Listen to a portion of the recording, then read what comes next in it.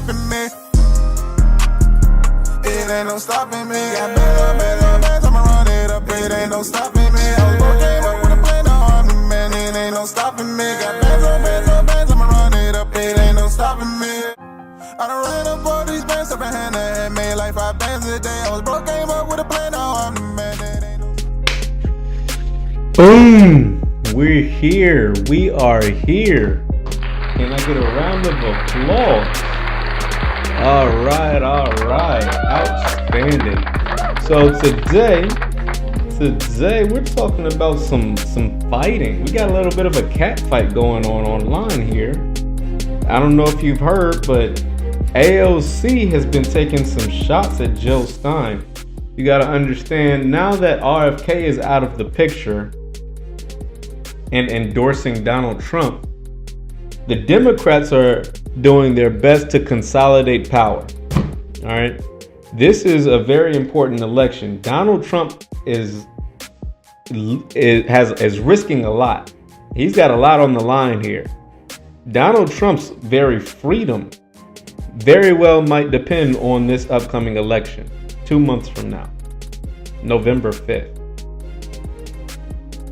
So Donald Trump is fighting. Donald Trump is reaching out to the independents, right? Folks like RFK, folks like Tulsi Gabbard, all right? Some reports are saying that Donald Trump is even offering Tulsi and RFK, cabinet positions, some positions within his administration in return for their endorsements.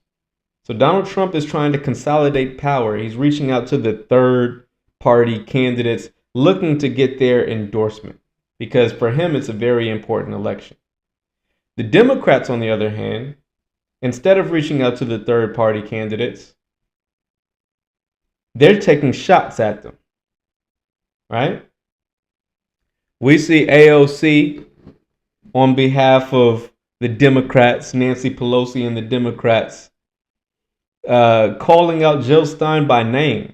I'm going to play this clip. It's pretty interesting. We're going to break that down. But first, before we get into the clip, guys, you got to do me a favor. You got to hit the thumbs up button. We're here with more entertainment, more education, more interesting topics. Got to support the channel by hitting the thumbs up button and be sure to smash the subscribe button for content just like this. Interesting topics, a diverse perspective you probably haven't heard before. So be sure to subscribe if you haven't already. Without any further ado, let's get into this ongoing political catfight that we're seeing. Check this out.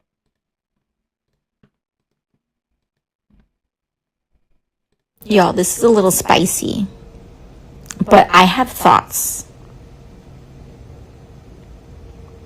I feel like I should save this for a live.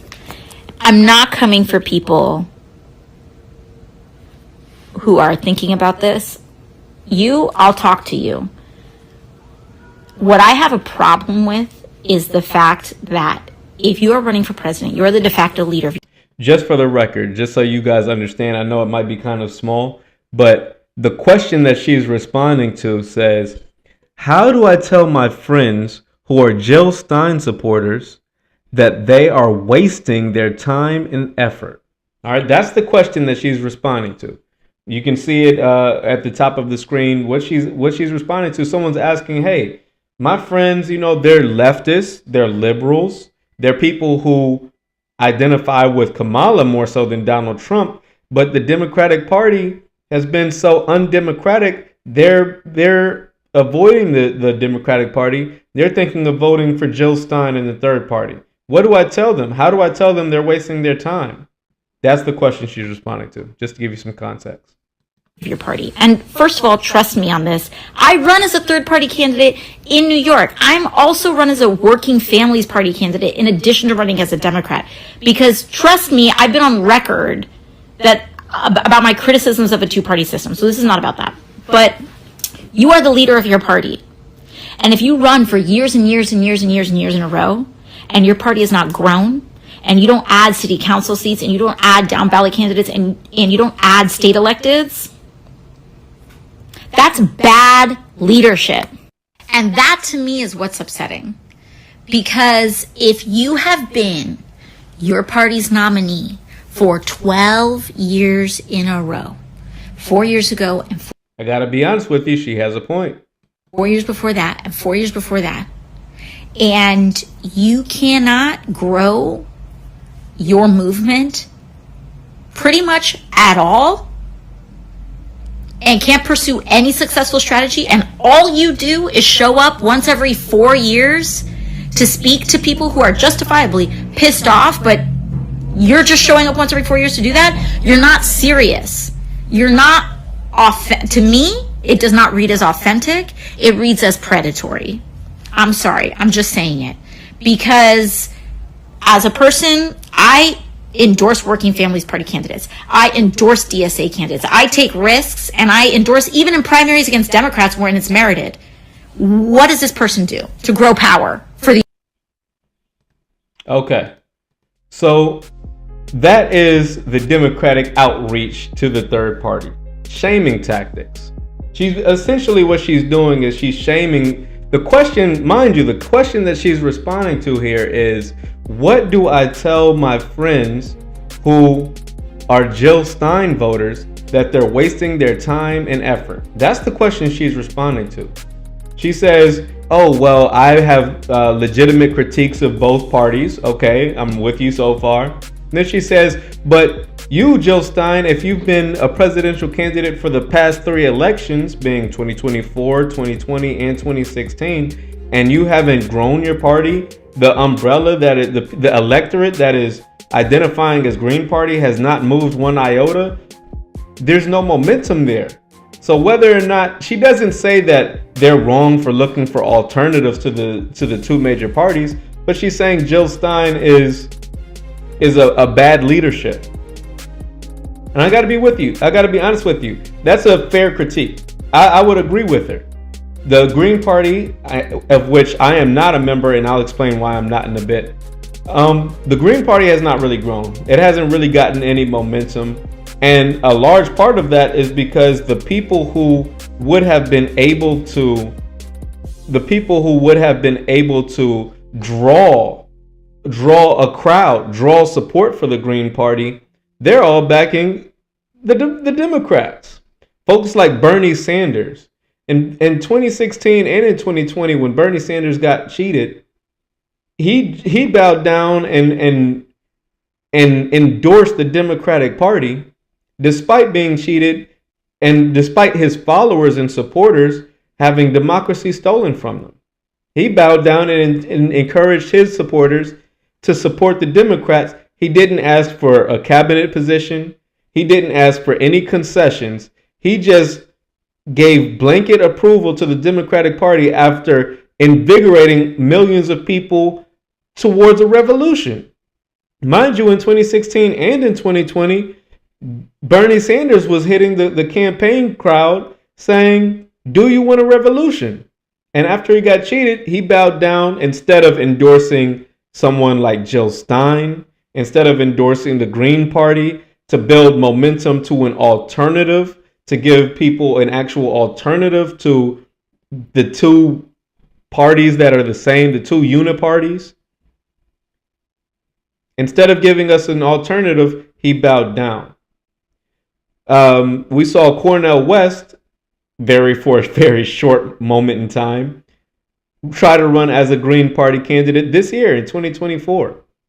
2024. He identified, or he announced he would be running as a Green Party candidate. That lasted about 2 months. 2 months later, he was like, nope, this isn't going to work. I'm out of here. I'm dropping. I'm running as an independent. So the critique that AOC is posing here, that the Green Party is not gaining momentum and has bad leadership, I think that's a fair critique, and I would agree with her. Now, I said that I would explain why I myself am not a member of the Green Party, despite being an independent and supporting third-party candidates as a whole. I am also a D.C. resident, and in Washington, D.C., we're not allowed to vote in the primaries unless we register as a Republican or a Democrat.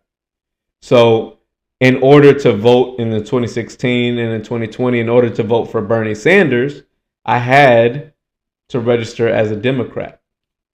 In 2024, the Democratic primaries were canceled. Essentially, the DNC and the Democratic Party pushed the RFK out of the Democratic primaries, canceled all debates. The Democratic Party was canceled the primaries essentially in 2024. But that's why I am not a Green Party candidate. I'm not a Green Party voter. I'm not registered as a Green Party voter. All right. Now, let's play the other side. I played you AOC taking shots at Jill Stein. Her critique is legitimate. I think that their Green Party does have issues. And I'm going to tell you about my perspective as far as an alternative route to these third parties, such as Green Party, the Libertarian Party. We're going to break that down in a bit. But first, let's watch Jill Stein's response to AOC. Check this out. Hold on. You're just Here we go. showing up once every 4 years to do that. You're not serious. You're not to me, it does not read as authentic. It reads as predatory. Jill here. I'm about to board, but very quickly, I just wanted to thank AOC Pelosi so very much for her very authentic concern about growing green power. Clearly, AOC is the attack dog du jour, and the Democrats are running scared, and they should be, because who wants to support a genocide? Who wants to vote for a genocide? And if there's anything that's predatory here, it's saying that your candidate is working tirelessly for a ceasefire when actually they are actively funding and arming genocide and actually refusing to even consider an arms embargo, which would bring the genocide to a screeching halt. AOC, who's supposed to be in leadership of the Democratic Party, it's amazing if she doesn't know about the anti-democratic tactics and strategies that the Democratic Party uses to crush and silence political opposition. They've been hiring an army of lawyers to throw competitors like me off the ballot. They've been hiring infiltrators and saboteurs and publicly posting job advertisements for those positions. They've been hijacking our public funding in order to keep us off the ballot. And they actually impersonated the Greens to throw us off the ballot in 22 in the Senate race for North Carolina, for example. How is that not fraud and election interference? Also, what's predatory here is stealing the signature issue of the Greens. Our Green New Deal launched in 2010, appropriated by AOC as her signature issue in 2018 without a mention of where it came from. So bottom line is Americans want more choices. We are that choice. We are the one choice, which is anti-war, anti-genocide, pro-worker, climate emergency. Check us out, JillStein2024.com. Thanks so much. All right, so a solid response there. I think Jill Stein raises a couple points which are legitimate. Number one, nobody wants to vote for a woman who is currently pushing genocide in Israel and Gaza. Nobody wants to. The Americans right now are tired of these forever wars. We are tired of these military expansions, sending hundreds of billions of dollars to these foreign wars. We're tired. We're tired of it. We've been doing it for the past 24 years, 20 years, 20 plus years. All right? We're tired of it. So we're looking for anti-war candidates. And as Donald Trump has promised to unshackle the chains of Israel, as Donald Trump is being very provocative and accusatory towards Iran, Donald Trump is not an alternative as far as a anti-war candidate. Kamala Harris, as the vice president of the current administration, we're not seeing any. She has promised as well to continue the policies of Joe Biden as it relates to both Ukraine and Israel. So if you're looking for an anti-war candidate, you've got to go the third party route. That's the point that Jill Stein made, and she's correct in so saying. Another point that she made was, How are you saying that, responding to AOC, who criticizes Jill Stein, saying the Green Party hasn't grown in the past 12 years? But Jill Stein's like, well, look at all of the undemocratic practices the Democratic Party has done to undermine the Green Party. You guys have outright, forget cheating your own candidates within the Democratic Party. You've done so much that and more to the Green Party. So of course we're having difficulty growing. I think that's a bit of an excuse. Grassroots recognize the situation. The grassroots recognize that the Democratic Party is not into having fair elections. I think we as the grassroots recognize that. And if the Green Party had grassroots support, their momentum wouldn't be stipend because of the dirty-handed, underhanded tricks of the Democratic Party. The problem is the Green Party just isn't connecting with the grassroots. It's just not connecting with the grassroots, the independents, the non-decideds, the non-Republicans, the non-Democrats, the grassroots, us regular folk. The Green Party just isn't connecting. All right. And as AOC said, rightfully so, a lot of that has to do with the leadership. So the Green Party is in dire need of a leadership change. Jill Stein has done her best, credit where credit is due, but I just don't foresee the Green Party reaching the 15% that RFK got as an independent without a party. RFK got 15%. The Green Party under Jill Stein's leadership has been unable to do so for the past 12 years. So I think that they're going to have to, as AOC pointed out, they're going to have to find some new leadership there. Now, with that being said, there's a few things I wanted to break down. First, I want to break down what exactly are some of the Green Party's policies, because we all know about the Republicans. We kind of get a general idea of the Republicans and Democrats, but the Green Party does not get a lot of attention. They don't get a lot of shine. A lot of people don't even know that the Green Party exists. So let's go ahead and compare the candidates' policy positions, and then we're going to break down how can we accomplish these policy positions while the third-party candidates are being undermined. So we're going to talk about a path forward. But first, let's get into these policy positions. Let me share this. Excuse me. Now, hopefully you guys are able to see this. I know it might be a bit small for you. Let me see if I can get that a little bit bigger here. Boom. Hopefully that can help you read that a little bit. All right, so let's break these things down. Starting at the top. Jill Stein, notice all the X's and all the greens. Oliver, I believe that is the Libertarian Party. We've got Trump and we've got Kamala Harris. All right.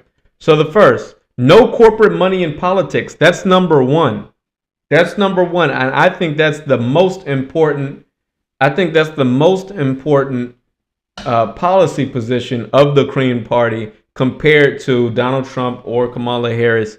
I think getting money out of politics is going to be one of the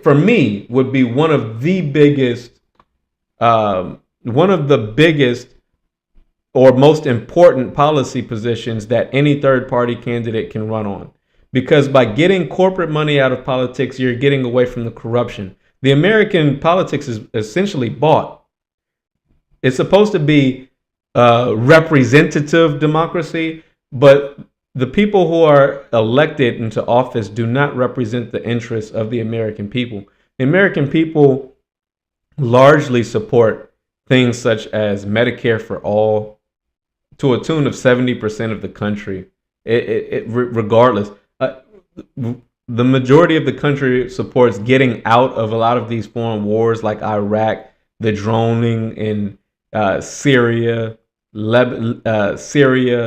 Yemen, sending money to Yemen on behalf of Saudi Arabia, Sudan, Somalia, These are some countries where we're currently involved in conflict. The majority of the people want us to get out of these conflicts. But our representatives, there is no, as I said, anti-war candidate within the Republican or Democratic parties. So and that is because of the corporate takeover, the military industrial complex.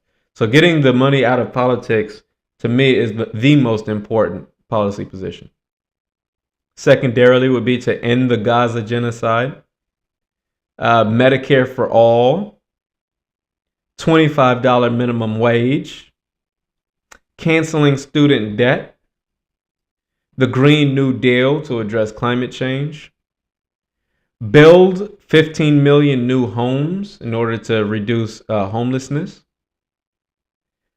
ranked choice voting. I've got mixed views about ranked choice voting. I don't think I think that can get a little bit complicated when we're already have people legitimately questioning the sanctity, security, and trustworthiness of the electoral system. I think making it complicated through ranked choice voting, it sounds good, but I don't know. I've got some mixed feelings. I got some apprehensions about ranked choice voting. Reparations. Okay, Jill Stein is for reparations. Community control of police. I think that's important. Legal status for immigrants. Hold on. Wait.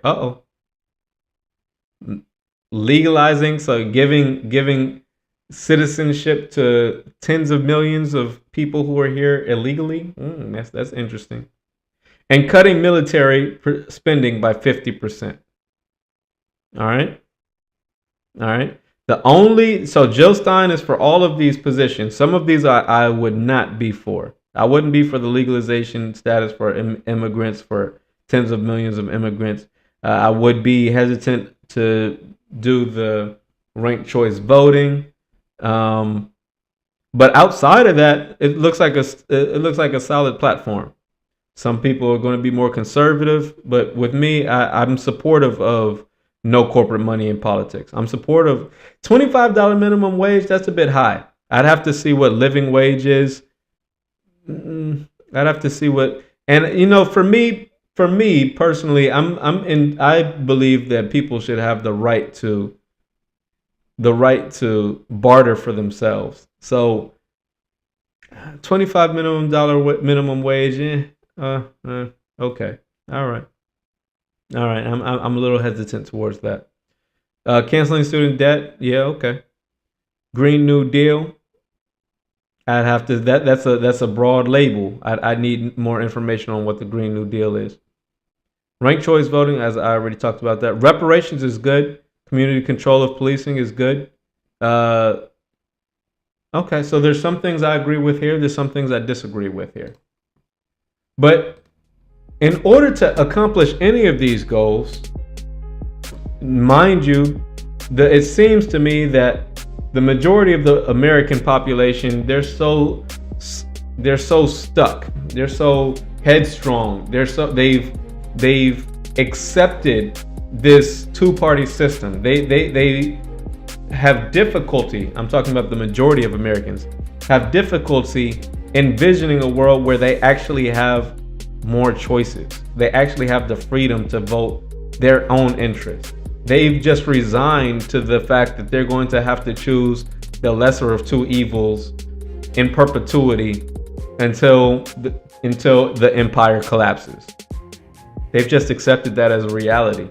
And I'm one of the people who I don't accept that as a reality. I don't accept the fact that we have to vote for the lesser of two evils in perpetuity forever until the empire collapses. I just can't accept that. I won't accept it, and I will be pushing for any means, any alternative necessary, any alternative to that purchase of our democracy, to that theft of our democracy.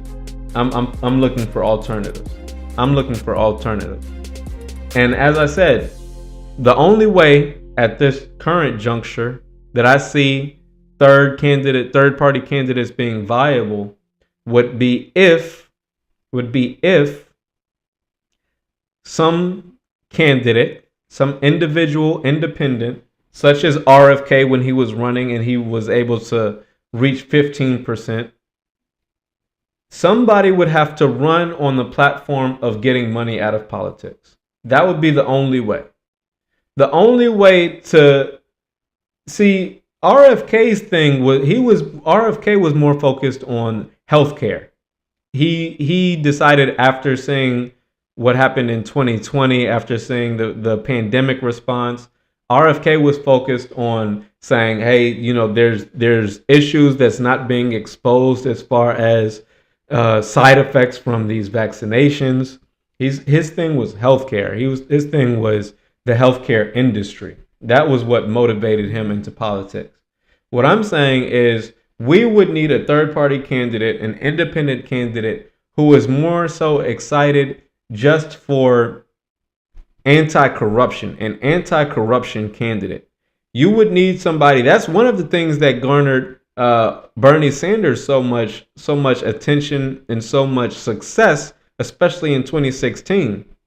Bernie Sanders was the first person in my lifetime that I've ever heard say, I'm going to run for president and I'm not going to accept any corporate donations.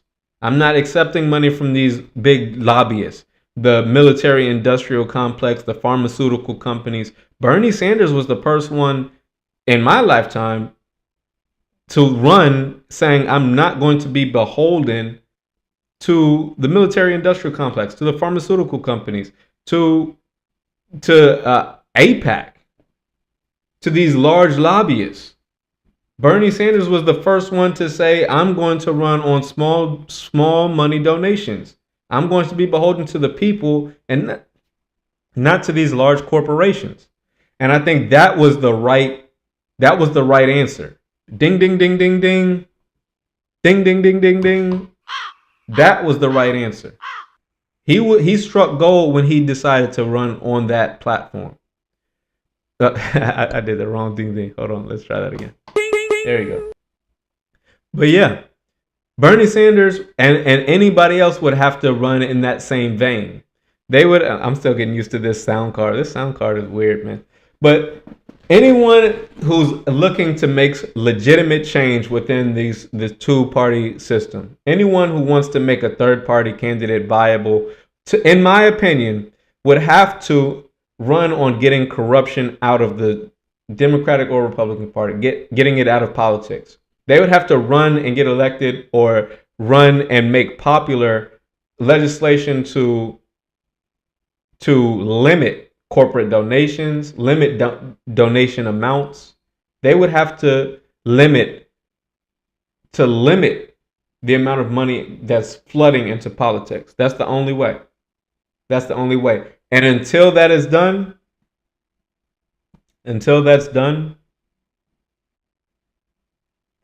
third-party candidates like RFK will continue to get cheated. It just is what it is.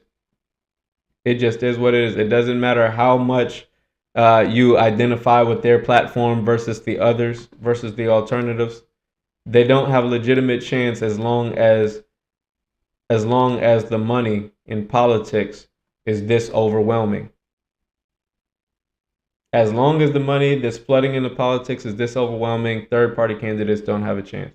Doesn't matter if they identify as an individual, because the majority of the country has just accepted that they only have two choices. And try waking up everybody.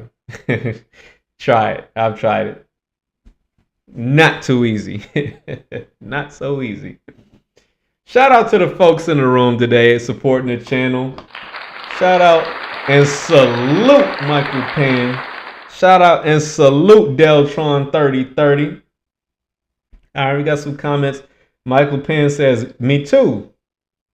All right. I think he's saying me too as far as him, the first time him hearing a candidate say they're not going to accept lobbyist donations was Bernie Sanders. I think that's what you're saying, me too. Okay. Me too. Shout out to Deltron. Deltron says, I don't think it's always about the money. Like, yeah, it's the main thing, but I feel like it's the integrity and being able to trace where this money is going and doing something about when corruption is called out. confirmation coming from Michael Pan. Exactly. So as far as what Deltron is saying, you don't think I don't really understand your comment, Deltron. You're saying I don't think it's always about the money. Are you saying that the lobbyists who are like the pharmaceutical companies, the APAC, for example, the military industrial complex, who are donating millions on top of hundreds of millions of dollars, really, to these candidates, to these campaigns? Do you think they're doing that for influence and control? Or you're saying that they're just doing that? I don't really understand. You're saying it's not about the money. It's very much about the money. It's about the money. They're donating this money for a reason. They're doing it so that they can purchase influence. If you just received, let's say, $20 million from APAC, and they say, okay, you can either take this, take Jamal Bowman, for example, who was just voted out. Jamal Bowman was voted out largely because of APAC and the Israelis not liking Jamal Bowman's stance on the Gaza genocide. So AIPAC, as an arm for the Israelis, the Israeli government, says, all right, listen, Jamal, you can take this 20 million and win your campaign, or I can take this 20 million, donate it to your competitor, your competition, and we're going to get you out of there. Jamal Bowman didn't take the money. Jamal Bowman lost the election. It's very much about the money. Money ain't shit if it's not used right. Okay. The people were to stand up more against corruption. It's not the people that have to stand up against the corruption. It's the politicians. It's the politicians. See, the problem, I hear what you're saying, Deltron, but the problem is the people can't stop a politician from taking money. We just don't have the power. We can vote for them or we can not vote for them. That's all the people really have. That's the only power that the people have, is to either vote or not vote. Now, if two candidates are both taking the money and you don't have an alternative to those two candidates, then what are the people to do? They can run their own candidate who's not taking the money. But then that person who's not taking the money, if they don't get that money in order from a different source, meaning grassroots, then they won't be able to compete effectively. They'll be shadow banned. They won't be able to get their message out on TV and media and radio. And that's what happens. Money ain't okay. If the people were to stand up more against corruption than the money. So I'm trying to read all the comments. Y'all know on this channel I like to read the comments. People are going in. Let me see. I'm going to get all your comments. I'm going to let you finish typing. I'll read all your comments as always. But I was going somewhere. I think I showed the meme. I had a point I was trying to make before closing, but that's all right. Let's just get through these comments. Shout out and salute to Deltron. No, I love the conversation. We might not always agree on everything, but I love the conversation, especially people who are talking in good faith.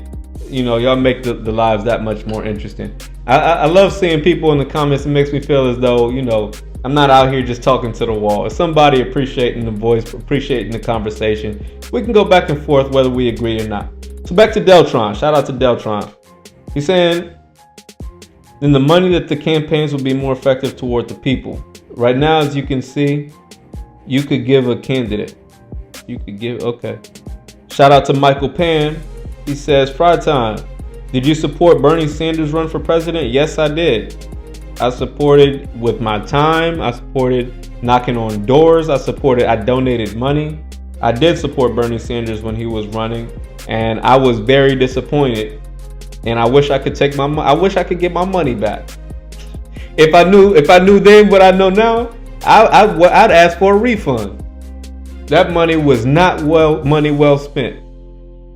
If I would have known that the Democratic Party reserved the right to select their candidate in a back room filled with cigars and cognac, I would have saved my money. That money was wasted. I would have thrown it into a wishing well. It would have done me more good. But yes, to answer your question, Mike, I did support Bernie Sanders run for president. Bernie Sanders was the first person. Bernie Sanders was the first person that I ever voted for in my life. I didn't vote for Barack Obama. I was too young in 2009, and in 2013, 2013, that's a whole nother thing. I was in the army at that time. I saw what Barack Obama did to Libya, and I was livid. So I never voted for Barack Obama. The first person I ever voted for was Bernie Sanders. So yeah, I supported him. Getting back into some more comments. Billions, and they do nothing with it. So to me, it's about the policies and also following the rules of law. Exactly. If you can't do that simple thing, then no matter how much or how little you have in funds. I'm trying to follow you, brother, but I don't know. I don't really understand what you're talking about. Deltron, I don't really know. Are you trying to say that the money doesn't matter to the people or the money doesn't matter to the politicians? I'm a little confused as to the point that you're trying to make. You're saying to me, it's about the policies. Okay. To me, I agree. It's about the policies. As far as who I choose as a vote, who I choose as a candidate to support, it's about the policies. It's not like they're giving us money to vote for them, but what they're doing is they're taking that money and using the money for exposure. They're using it for campaign, for ads, for hit pieces, for articles. They're using it. See, this channel was monetized. I got a grant to spread the message concerning sickle cell awareness. Right? I got a grant to spread information about sickle cell. My brother died from sickle cell. I was able to get a grant to promote sickle cell awareness. It was a blessing, right? What these people do, some people on YouTube, some people on TikTok, some people on Instagram are getting paid. The Democratic Party, those candidates that you're saying the money doesn't matter, they're taking that money and they're going to people like Plies, right? Shout out Plies on Instagram. They're paying these people to go send a message to their audience in support of their campaign. That costs money. That costs money. So you think that these people are just out here, Plies is an artist. He's a rapper on Instagram, but he's getting into politics now. You think he's just out here, just speaking his mind, just talking about politics because that's what he finds interesting? No. These people are being paid to talk about these things. Right? So money isn't the money that's being donated to the candidates is not then going to the voters. That money is then going to exposure. That money is then going to people who have an audience who is able to inform their audience of this candidate's platform. So I think we're on the same page there. All right, shout out to Michael Pan. Going back to Michael Pan. He said, why a refund from Bernie Sanders? No, I wouldn't want a refund from Bernie Sanders. I would want a refund for donating to Bernie Sanders. I would want the refund from the DNC. You got to understand, Mike, there was a lawsuit in 2016 that against the DNC. What was the woman that dropped down? I've made so many videos breaking this down already. What's that lady's name? Donna Brazile. Donna Brazile. She wrote a whole book exposing the fact that the DNC cheated Bernie Sanders. Then Bernie Sanders sued the DNC, the Democratic National Committee, for basically defrauding Bernie Sanders supporters. People had given money to Bernie Sanders in reliance under the false impression that Bernie Sanders would be given a fair election under the Democratic Party. The people who donated money to Bernie Sanders, relying on the idea that Bernie Sanders would receive a fair electoral chance from the DNC, from the Democratic Party, we were deceived. We were bamboozled. We were hoodwinked. We were tricked. We were lied to. So when I say I want a refund, I mean I wanted that lawsuit to be successful. I wanted money back, as far as I wanted a refund from the DNC. I wanted the DNC to indemnify, look it up, indemnify Bernie Sanders. I wanted them to, yes, I want the refund for donating to Bernie Sanders, but that liability should be passed on to the DNC, who was responsible for cheating Bernie Sanders. That's why I wanted a refund, because it's every money, all the money that you donated to Bernie Sanders was wasted because he wasn't going to get a fair election anyway. He was going to be cheated. He wasn't selected. And the DNC in the federal court case already argued and won that they have no obligation to follow the wishes and desires of the Democratic voters. They've already argued and won that they have the right, they reserve the right to select with an S, not elect, but select with an S. Select the candidate they want to represent their party without any voter input whatsoever.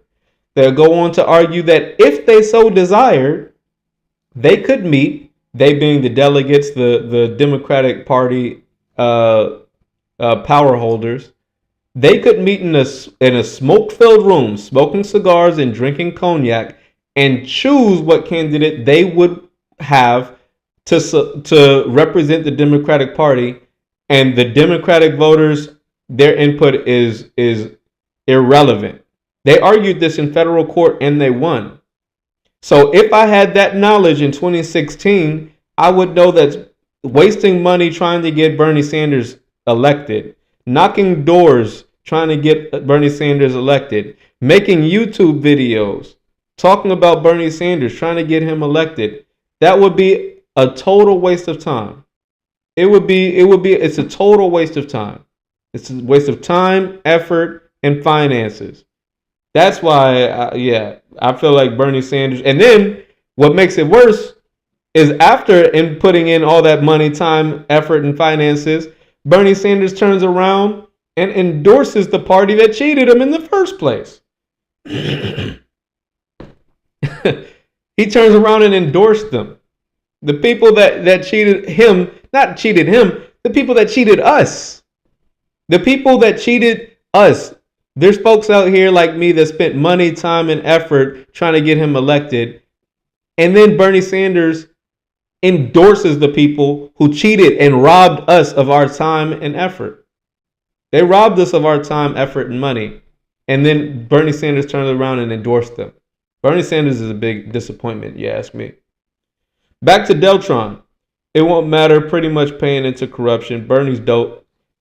Bernie's policies are dope. He's a disappointing he's a disappointment to me, but what he ran on, what he stood for before getting cheated in 2016 at least was dope.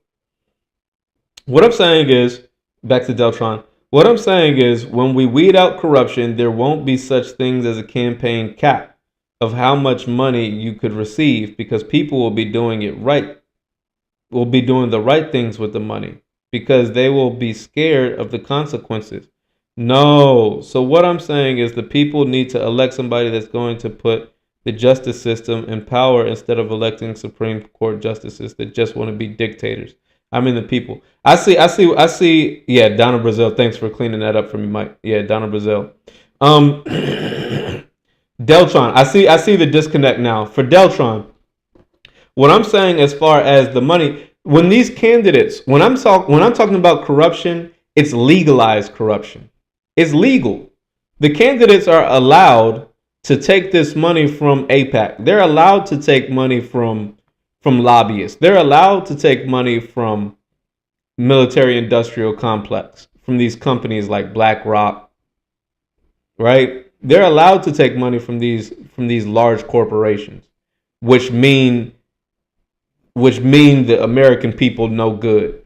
They're legally allowed to take this money. So what they're spending it on is legal. They're allowed to take that money from the corporations, and they're legally allowed to spend the money on getting exposure, getting people, grassroots people like me, to to speak on their behalf.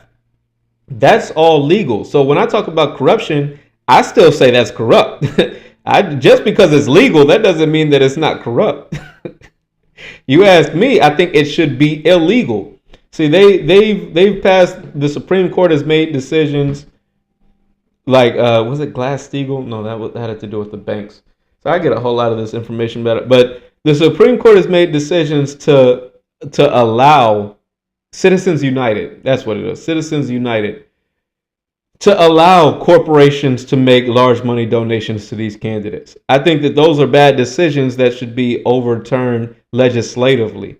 But legislators, Congress members, House and Senate representatives are not going to pass legislation that hurts them, that hurts their chances of re-election.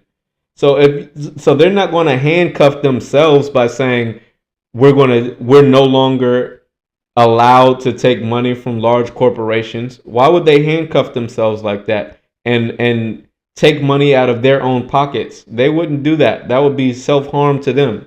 So the corruption is legal in America. That's the thing about it. A lot of these other countries, they take the money under the table. But in America, we're just as corrupt, only they don't hide it. They just do it out in the open. They've legalized corruption. So I think that's where the disconnect between you, Deltron, and I are. I think what we're talking about corruption, we're just talking about two different things. So when you say there won't be such things as a campaign cap, I'm saying there should be a such thing as a campaign cap. There should be a such thing. First of all, there's a lot of things that I believe. For example, corporations are looked at as people. When corporations donate to candidates, they're hiding behind the fact that they are legal entities and they're looked at as people. They have freedom of speech. So corporations have freedom of speech. Here's the thing. A corporation is not a person. Corporations should not have freedom of speech, political speech, in the same way that individuals do. Corporations have too much power. So when we're talking about corruption, when you say there should be a campaign cap, there should be a campaign cap. And corporations should be capped at even lower than the individuals. See, individuals vote for their individual best interest, and they're only able to donate as much money as they can part with. Whereas corporations, they're able to donate. The individual who owns the corporation is able to donate, and the corporation itself is able to donate. It's like double dipping.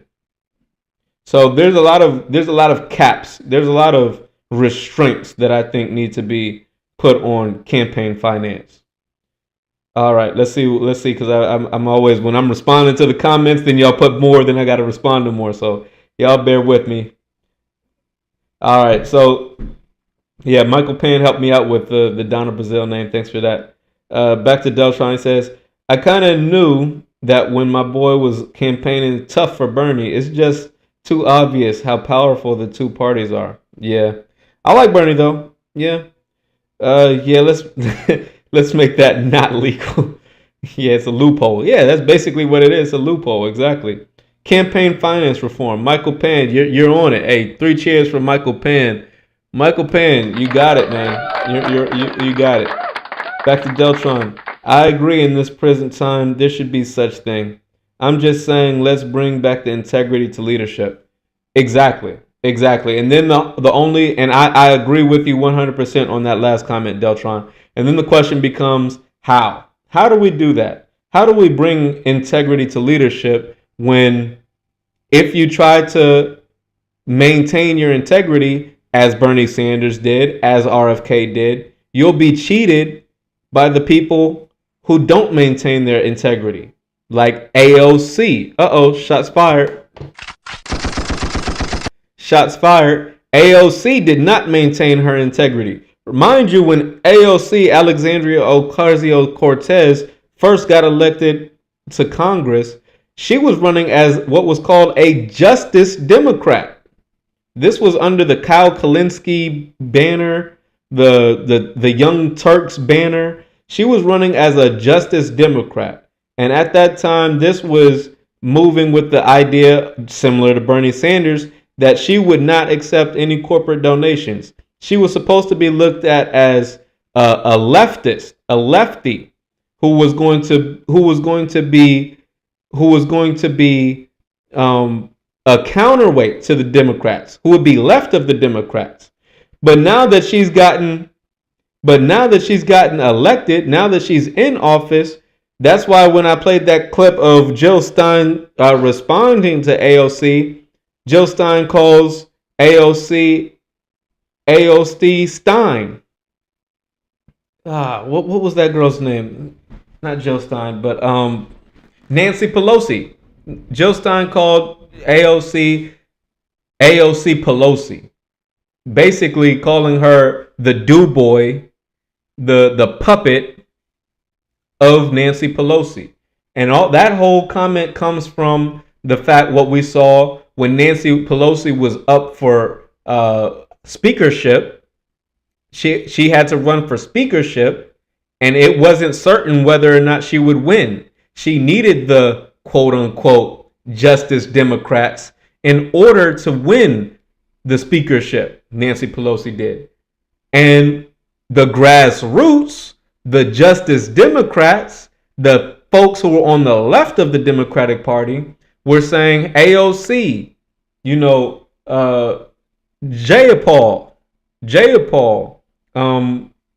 what's the Ilhan Omar, Cory Booker.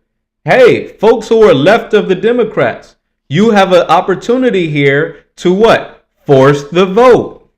You can force the Democrats, you can force Nancy Pelosi to bring a vote on things like Medicare for all. You can force the Democrats to bring a vote for $15 minimum wage. We can force the Democratic Party to vote for something like marijuana legalization. We have leverage here. If you don't vote, if you don't bring that bill to the floor and allow or force people to vote for it, then we will not support Nancy Pelosi as the Speaker of the House. That was the leverage that the leftists had, that the Justice Democrats had. And AOC bowed down just like Bernie Sanders did. AOC bowed down. She didn't force the vote. They didn't bring a vote for marijuana legalization. They didn't bring a vote for $15 minimum wage. They didn't force the vote for Medicare for all. And mind you, this is in the middle of a global pandemic. Bernie Sanders, going back to Bernie Sanders being a disappointment, tell me how you can run for president on the platform of we need Medicare for all. In 2016, you ran on that. Then in 2020, in the middle of a global pandemic, the entire globe is facing a medical crisis. Medicine, health is on the front of everyone's mind. And you're telling me now's not a good time to bring a vote for Medicare for all? We have our Medicare industry. We've got hospitals filled to the brim, overflowing. You don't think now is a good time to bring up this issue of Medicare for all? Now's the perfect time. If ever you wanted leverage, if never you wanted attention being drawn for this topic, Bernie, now's your time. 2020, 2021, now's the time to force the vote. What do? Not now. Not now.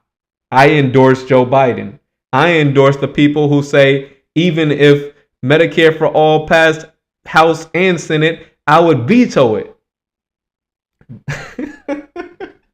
What? Yeah, let me say that again. Bernie Sanders, after running for president on the platform of we need Medicare for all, went on to endorse the candidate, Joe Biden, who promised that if Medicare for all passed House and Senate, he would veto it. You want to talk about disappointments. Listen. So how do we move forward? How do we get the people who have integrity into office when all the people who don't have integrity, like AOC and Bernie Sanders, those are the ones who get to stay in office. Well, they at least get to stay in Congress. They won't make it the president, but you gotta sell out a bit, dog. That's what it looks like to me. Because AOC, Bernie Sanders, they talk a good game. It sounds as if they have a platform and they've got policy positions that grassroots people would be supportive of.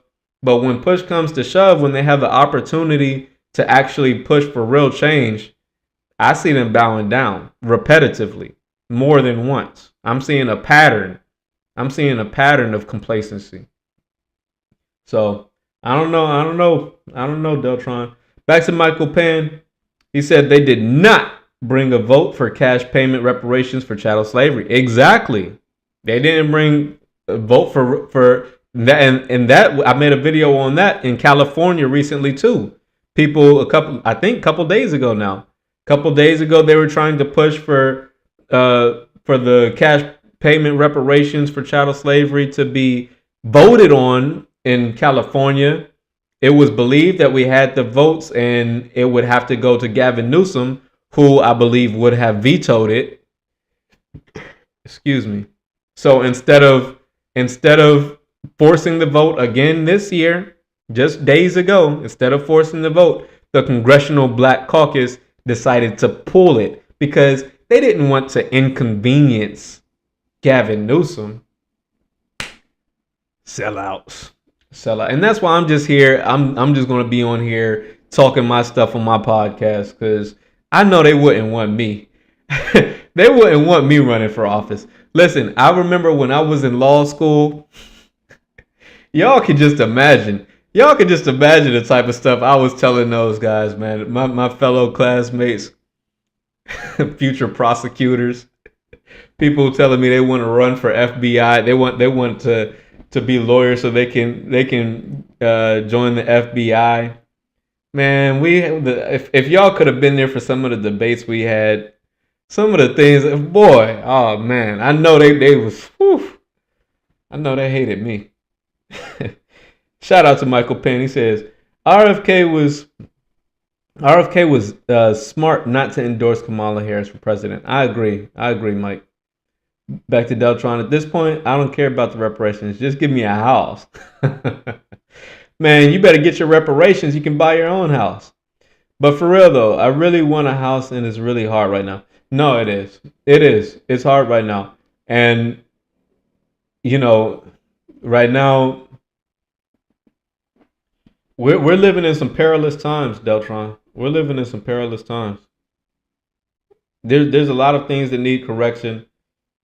Our money is being spent elsewhere. The bottom line is reparations, housing funds, building new housing, getting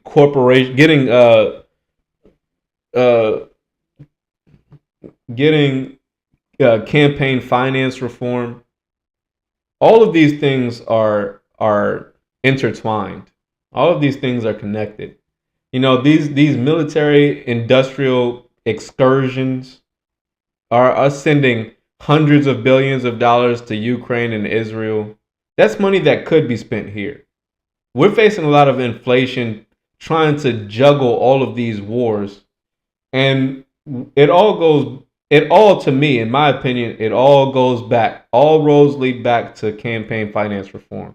Unless we can get this money out of politics so that the representatives, the people who are being elected, are able, unhandcuffed, unshackled, and able to actually represent the interests and the desires of the American people instead of representing the bottom lines of these military industrial complex corporations such as BlackRock, instead of representing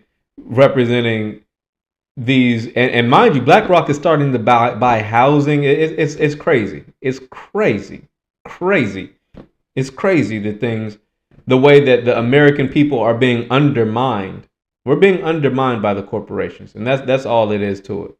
That's all there is to it. And the only way we can get out of these wars, these forever wars, the only way we can get affordable housing, rent control, the only way we can get we can get Medicare for all or affordable health care. The only way we can accomplish these things, from my perspective, would be to get politicians that actually represent our interests instead of that of their corporate donors. And that, without campaign finance reform, it's just not going to happen. That's where we're at, guys. That's where we're at. But listen, it's getting late. It's getting late. Hey, shout out and salute to my guys, Michael Pan and Deltron. Hey, y'all kept this conversation going. Y'all saved tonight's live. I'm glad y'all were here. I'm glad y'all were able to indulge in conversation with me. Y'all gave me a lot to think about. Y'all gave me a lot to talk about. So shout out and salute Deltron and Michael Pan. Y'all were active tonight. I appreciate y'all stopping by. As always, I will be here tomorrow. Be sure to hit the thumbs up button to support the channel and boost us in the algorithm.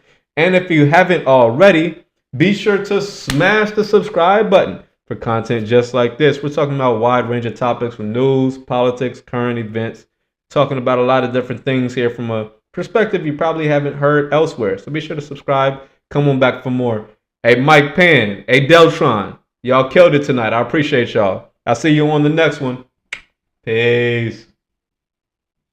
I done ran up all these bands up in hand and made like 5 bands a day. I was broke, came up with a plan, now I'm the man, there ain't no stopping me. I done ran up all these bands up in hand and made like 5 bands a day. I was broke, came up with a plan, now I'm the man, there ain't no stopping me. It ain't no stopping me. Got bands, I'ma run it up, it ain't no stopping me. I was broke, came up with a plan, now I'm the man, it ain't no stopping me. Got bands, I'ma run it up, it ain't no stopping me. I done ran up all these bands up in hand and made like 5 bands a day. I was broke, came up with a plan, now I'm